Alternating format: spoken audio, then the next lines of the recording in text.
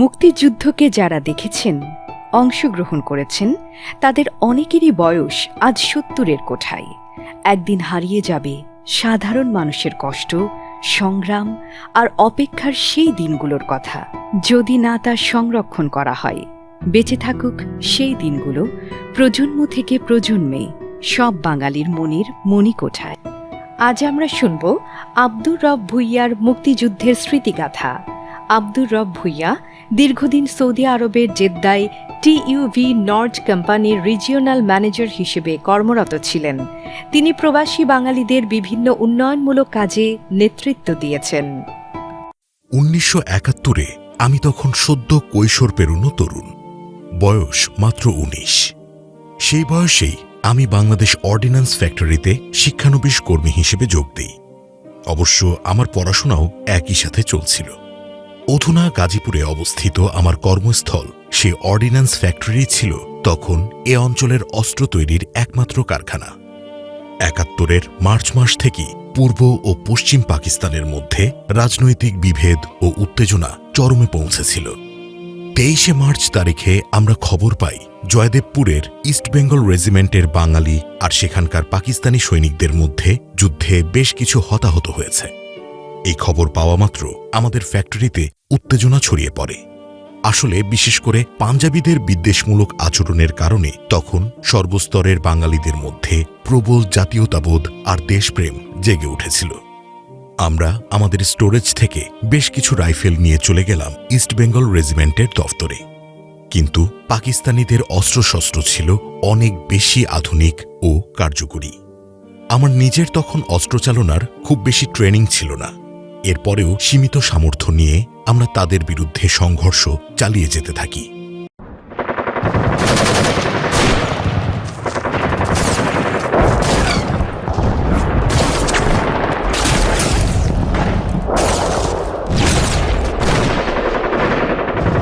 তবে একটা সময় পর আমরা বুঝতে পারি তাদের লোকবল বা অস্ত্রবল দুটোই আমাদের চাইতে অনেক বেশি। তাই আপাতত আক্রমণ বন্ধ করে আমরা আবার ফ্যাক্টরিতে ফিরে আসি। সে সংক্ষিপ্ত যুদ্ধে উভয় পক্ষেরই বেশ ক্ষয়ক্ষতি হয়েছিল। আমরা বুঝতে পেরেছিলাম দেশের পরিস্থিতি খুব খারাপ পর্যায়ের দিকে যাচ্ছে। সেদিনই আমি প্রথমে ঢাকায় ফিরে আসি এবং তারপর আমার গ্রামের বাড়ি দোহারে চলে যাই। ২৫শে মার্চ রাতের অপারেশন সার্চলাইটের সেই কাপুরুষোচিত আক্রমণের পর ঢাকা থেকে অসংখ্য মানুষ পায়ে হেঁটেই আমাদের এলাকায় চলে আসে আশ্রয় নিতে। আমরা যারা তরুণ ছিলাম তারা তখন স্বেচ্ছাসেবী হিসেবে সেই সব নিরন্ন অসহায় মানুষদের নানা রকম সহযোগিতা করতে থাকি। তবে আমাদের সামর্থ্য ছিল খুবই সীমিত, কিন্তু তারপরেও যতটা পারা যায় তাই দিয়েই তাদের জন্য বাসস্থান আর খাবারের ব্যবস্থা করে দিতে থাকি। সে সময়ে মানুষের দুঃখ দুর্দশার কথা অবর্ণনীয়। পায়ে হেঁটে বৃদ্ধ ও ছোটরা এতটা পথ পাড়ি দিয়ে যখন আমাদের এলাকায় এসে পৌঁছায় তখন তাদের সবার জন্য খাবার ও বাসস্থানের যোগান দেওয়া প্রায় অসম্ভব ছিল আমাদের জন্য। তবু গ্রামবাসীর সীমিত সহযোগিতায় আমরা স্বল্প পরিসরে অসংখ্য মানুষকে সেবা দিতে পেরেছিলাম। এদিকে এর মাসখানেক পর আমি খবর পাই পাকিস্তানিরা নাকি সেই জয়দেবপুরের যুদ্ধের ঘটনায় জড়িত বাঙালিদের জন্য সাধারণ ক্ষমা ঘোষণা করেছে। ফলে অর্ডিন্যান্স ফ্যাক্টরির কর্মীরা আবার তাদের কাজে যোগ দিতে পারবে। কিন্তু পরে জানতে পেরেছি সেটা ছিল বাঙালিদের ধরার একটা ষড়যন্ত্র এবং অনেক কর্মীকে ওরা প্রকাশ্যে গুলি করে হত্যা করেছে। আমার এক সহপাঠী বন্ধু তখন বিমান বাহিনীতে কর্মরত ছিল। তার সাথে আমি প্রায়ই আলোচনা করতাম দেশের এই ক্রান্তিকালে কিভাবে আমরা নিজেদের কাজে লাগাতে পারি। এদিকে আমার এক মামা সে সময় সংগঠিত প্রতিরোধ গড়ে তোলার জন্য গোপনে কাজ করছিলেন। জুন মাসের দিকে তিনি আমাকে খবর দেন যোগাযোগ করার জন্য। এখানে একটা কথা বলে রাখি, সেই সময়ে ইউনিভার্সিটি অফিসার্স ট্রেনিং কোর্স নামে একটি সামরিক প্রশিক্ষণ চালু ছিল। ঢাকা বিশ্ববিদ্যালয়ের জগন্নাথ হলের মাঠে কলেজ ছাত্রদের এই ট্রেনিং দেয়া হতো। উচ্চ মাধ্যমিকে পড়া অবস্থায় এই কোর্সটা করা থাকায় যুদ্ধে অংশগ্রহণের প্রাথমিক ধারণা আমার ছিল। এছাড়া অস্ত্র কারখানায় কাজ করার সুবাদে ফায়ারিং রেঞ্জে রাইফেল চালাবার অভিজ্ঞতাও আমার ছিল।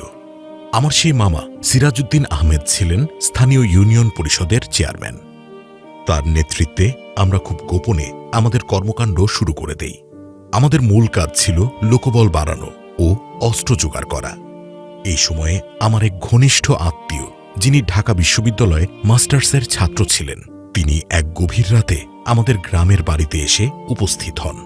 তার সাথে ছিল ৮ থেকে ১০ জনের এক মুক্তিযোদ্ধাদের দল। তাদের সাথে বেশ ভালো পরিমাণ অস্ত্রশস্ত্রও ছিল। তার সাথে কথা বলে বুঝতে পারলাম তারা থানায় একটা সশস্ত্র আক্রমণের পরিকল্পনা করছে পাকিস্তানি সেনাদের বিরুদ্ধে। আমাদের কাজ ছিল স্থানীয় পর্যায়ে খবরাখবর দিয়ে সহযোগিতা করা। আমি সরাসরি সে অপারেশনে অংশগ্রহণ না করলেও সেটাই ছিল আমার কাছ থেকে দেখা প্রথম সশস্ত্র আক্রমণ, এবং আমরা অনেক অস্ত্র তখন থানা থেকে পেয়ে যাই, যা আমরা পরবর্তীতে স্থানীয় মুক্তিযোদ্ধাদের মাঝে বিতরণ করেছিলাম। জুলাই মাস থেকেই আমরা মুক্তিযোদ্ধারা বেশ সংগঠিত হয়ে যাই। দলে দলে প্রচুর তরুণ আমাদের সাথে যোগ দিতে থাকে। আমাদের দোহার এলাকায় তখন এখনকার মতো এত ব্রিজ বা কালভার্ট ছিল না, তাই একমাত্র নৌপথ ছাড়া এখানে আসাটা সম্ভব ছিল না। ফলে পাকিস্তানি মিলিটারির পক্ষে এখানে পৌঁছানো বেশ দুরূহ কাজ ছিল। এজন্য আমরা রাজধানী ঢাকার বেশ কাছাকাছি থাকা সত্ত্বেও বেশ স্বাধীনভাবেই চলাফেরা করতে পারতাম। এমনকি এ অঞ্চলে হানাদার বাহিনীর যেসব ক্যাম্প ছিল সেখানকার সৈনিকরাও খুব একটা বাইরে বের হতো না। যেহেতু তখন বর্ষাকাল, চারিদিকে পানি থই থই। তাছাড়া তারা ভালো করেই জানত মুক্তিযোদ্ধারা ততদিনে সুসংগঠিত হয়ে গেছে। তাছাড়া ভারত থেকে আধুনিক অস্ত্রশস্ত্র আমাদের হাতে চলে এসেছে। কৌশলগত কারণে আমাদের ভাসমান ক্যাম্প করা হয়েছিল আন্ধাকোটার বিলের মাঝখানে ৮ থেকে ১০টা বড় নৌকায়। প্রায় ২ মাস নৌকায় থেকে কেবল চিরা, গুড় আর মুড়ি খেয়ে আমাদের থাকতে হয়েছে দিনের পর দিন। এরপর আমরা লক্ষ্মীপ্রসাদ গ্রামের এক হিন্দু জমিদার ভবন পোদ্দার বাড়িতে আমাদের প্রথম বেজ ক্যাম্প স্থাপন করলাম। আগস্টের মাঝামাঝিতে এখান থেকেই আমরা আমাদের প্রথম পরিকল্পিত অপারেশন পরিচালনা করলাম। সে সময়ে আমাদের টাকা পয়সার খুবই টানাটানি ছিল। দিনের পর দিন খুব কষ্টকর জীবনযাপন হলেও দেশের জন্য কিছু করতে পারছি এটা ভেবে অনেক মানসিকভাবে উজ্জীবিত ছিলাম। সাধারণ মানুষদের আর্থিক অবস্থাও তখন খুব একটা ভালো ছিল না, কিন্তু এর মাঝেও তারা আমাদের বাজার সদাই দিয়ে নিয়মিত সাহায্য করতেন। আমাদের স্বাধীনতা সংগ্রামের ইতিহাসে দেশের এই আপামর জনসাধারণের নিঃস্বার্থ অবদান স্বর্ণাক্ষরে লেখা থাকবে। মুক্তিযুদ্ধের সেই অন্ধকার সময়ে স্বাধীন বাংলা বেতার কেন্দ্রের অনুষ্ঠান আর গান ছিল আমাদের প্রতিনিয়ত অনুপ্রেরণার উৎস। খুব আগ্রহ আর ভালোবাসা নিয়ে আমরা তাদের রেডিও প্রোগ্রাম শুনতাম। আমাদের দলটি ছিল ২ নম্বর সেক্টরের অধীনে, যার সেক্টর কমান্ডার ছিলেন ক্যাপ্টেন হায়দার, আর আমাদের এরিয়া কমান্ডার ছিলেন মানিকগঞ্জের ক্যাপ্টেন হালিম চৌধুরী এবং থানা কমান্ডার সিরাজউদ্দিন আহমেদ। এরপর একদিন আমার উপর নির্দেশ আসলো আমাকে মাতবরের চর নামে একটি জায়গায় যেতে হবে। সেখানে স্থানীয় চেয়ারম্যানের কাছ থেকে আমাকে কিছু খাদ্য সামগ্রী নিয়ে আসতে হবে। তবে এর জন্য ছোট এক নৌকায় করে আমাদের কয়েকজনকে পাড়ি দিতে হবে প্রমত্ত পদ্মা নদী। কিন্তু দেশপ্রেমের প্রবল চেতনায় উদ্বুদ্ধ মুক্তিযোদ্ধাদের তখন প্রাণের ভয় ছিল না। নজরুলের সেই বিখ্যাত কান্ডারি হুঁশিয়ার কবিতার যাত্রীদের মতোই আমরাও বের হয়ে পড়লাম।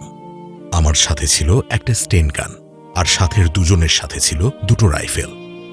এক অজানা জায়গায় যাচ্ছি বলে অনিশ্চয়তার দোলাচল আমাদের মনেও ছিল। তার উপর আমরা ঠিক নিশ্চিত ছিলাম না যে ওই চেয়ারম্যান সাহেব আসলেই আমাদের পক্ষের লোক নাকি কোনো পাকিস্তানি চর।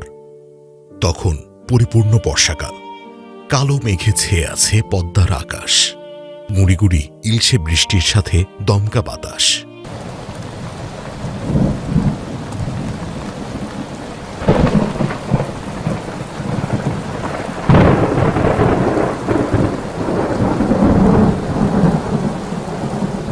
বেশ উঁচু বড় বড় ঢেউয়ের মাঝ দিয়ে আমাদের ছোট নৌকার প্রচণ্ড দোলানিতে ভয়ে গলা শুকিয়ে গেছে।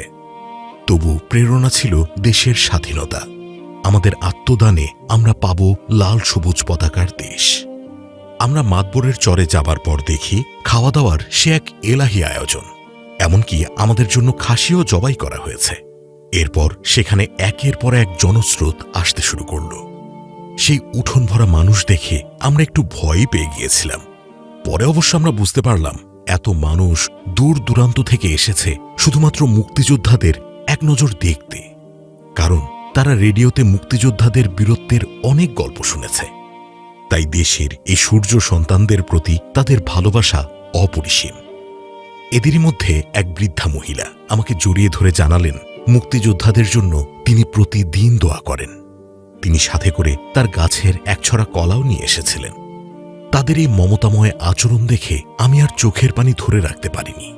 আসলে পাকিস্তানি হানাদার বাহিনীর মতো শক্তিশালী সামরিক শক্তিও আমাদের হারাতে পারেনি, কারণ দেশের সব মানুষ একসাথে রুখে দাঁড়িয়েছিলাম এ দেশকে স্বাধীন করার প্রত্যয় নিয়ে। এরপর তারা আমাদের জন্য অনেক চাল, ডাল আর পদ্মার তাজা ইলিশ মাছ দিয়ে দিলেন। চরের অতি সাধারণ মানুষরা বিদায় জানাতে নদীর ঘাট পর্যন্ত এসে ভিড় করেছিল। আমাদের নৌকা ছেড়ে দিল। তারা হাত নেড়ে নেড়ে তাদের হৃদয় নিংড়ানো ভালোবাসা দিয়ে আমাদেরকে বিদায় দিলেন যতক্ষণ নৌকা দৃশ্যমান ছিল। পশ্চিম আকাশে সূর্য তখন হেলে পড়েছে, আর আকাশটা মেঘ কেটে তার রক্তিম আভায় সারা পদ্মার পানিকে আলোকিত করে রেখেছে। প্রমত্ত পদ্মার আরেক শান্তরূপ ছোট ছোট ঢেউগুলি আমাদের নৌকায় হালকা আঘাত করে যেন করতালিতে শেষ বিদায়কে আরও বেদনামুখর করেছিল। মানুষের নির্ভেজাল এই ভালোবাসা সিক্ত হয়ে সেদিনের সোনালি বিকেল আমাকে আজও প্রেরণা যোগায়। আর ভাবি, অনেক পেয়েছি, এমন করে আর কোনোদিন কারো স্নেহ ভালোবাসা কবে কোথায় পাব? আমাদের দলে মুক্তিযোদ্ধাদের সংখ্যা দিন দিন বাড়তেই থাকল। তরুণদের পাশাপাশি অনেক মাঝবয়সী মানুষও আমাদের সাথে যোগ দিতে থাকলেন। পাকিস্তানিরা তাদের এদেশি দোসর রাজাকার বাহিনীর লোকদের নিয়ে প্রায়ই বিভিন্ন বাজার লুট করত, কারণ তাদের প্রয়োজনীয় কোনো কিছুই তারা টাকা দিয়ে কিনত না। এরই মধ্যে আমরা একদিন খবর পেলাম তারা স্পিডবোটে করে এসেছে ইছামতি নদীর পাড়ের বারুইথালি বাজার লুট করতে। আমাদের ইউনিয়ন কমান্ডার হাবিলদার সাইদ ভাই সাথে সাথে সিদ্ধান্ত নিয়ে ফেললেন এবার এদের আক্রমণ করতে হবে। আমি সহ 10 থেকে 12 জনের মুক্তিযোদ্ধাদের দল নিয়ে তিনি 3টা নৌকায় করে বের হয়ে পড়লেন বান্দুয়া পুরাতন বাজারের উদ্দেশ্যে। আমরা ইছামতি নদীর ঠিক মুখটাতে পরীক্ষা করে ফেললাম। আমাদের প্ল্যান ছিল ওরা যখন ছোট স্পিডবোট থেকে তাদের বড় লঞ্চে উঠতে যাবে তখনই আমরা আক্রমণ করব। সময়টা তখন মাগরিবের পরপর, সন্ধ্যার কাছাকাছি। আমাদের অতর্কিত আক্রমণে পাক বাহিনীর কয়েকজন সদস্য গুলি খেয়ে পানিতে পড়ে গেল এবং বাকিরা বড় লঞ্চে উঠে ঠিক তখনই ব্যাপক গুলিবর্ষণ করা শুরু করে।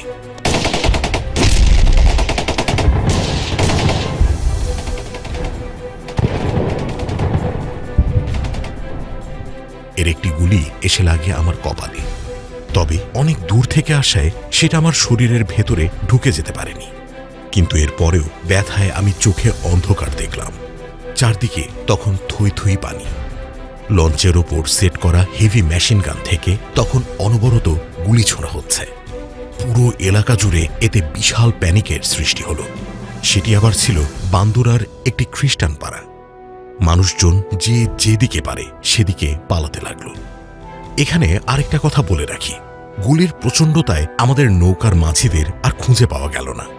মুক্তিযোদ্ধারা সবাই যে যার মতো চলে গেলেও আমি এবং ঢাকার শামীম একটি নৌকায় আমাদের রাইফেল তুলে দিয়ে আমরা খ্রিস্টান পাড়ার দিকে হাঁটু পানির মাছ দিয়ে চলতে লাগলাম। আমরা তখন কোনোরকম দুর্গম এক নর্দমার ভেতর এবং ঝোপঝাড় পাড়ি দিয়ে একটা বাড়িতে যে আশ্রয় নিলাম। সে বাড়ির অনেকেই তখন বাড়ি ছেড়ে চলে গেছে। শুধু একটি 16-17 বছরের মেয়ে ও তার মা বাড়ি ছেড়ে যাবার প্রস্তুতি নিচ্ছিল। মেয়েটি আমাদের দেখে ভয় পেয়েছিল এবং আমাকে ডেকে বলল, আমরা যদি মুক্তিযোদ্ধা হয়ে থাকি তাহলে তারা আমাদের সাহায্য করবে। এটা শোনার পর আমরা আশ্বস্ত হয়ে তাদের সব কথা খুলে বলি। মেয়েটি তখন আমাদের গোসল করতে বাড়ির পিছনে যেতে বলল এবং দুধ ও শুকনো খাবার আর লুঙ্গির ব্যবস্থা করে দিল। মেয়েটির নাম সীমা গোমেজ এবং তার আন্তরিক সহমর্মিতার কথা আমার আজীবন কৃতজ্ঞতার সাথে মনে থাকবে। ক্যাম্পে ফেরার পর আমি কঠিন টাইফয়েডে আক্রান্ত হয়ে শয্যাশায়ী হয়ে পড়ি। তখন আমি আমার মামা বাড়িতে চলে যাই, যেখানে আমার মাও আসেন আমার সেবা করতে। আমার স্নেহময়ী মা কিছুতেই আমাকে আর ছাড়তে চাইছিলেন না, কিন্তু স্বাধীনতা অর্জনের আগে বিশ্রামের কোনো প্রশ্নই যে আসে না।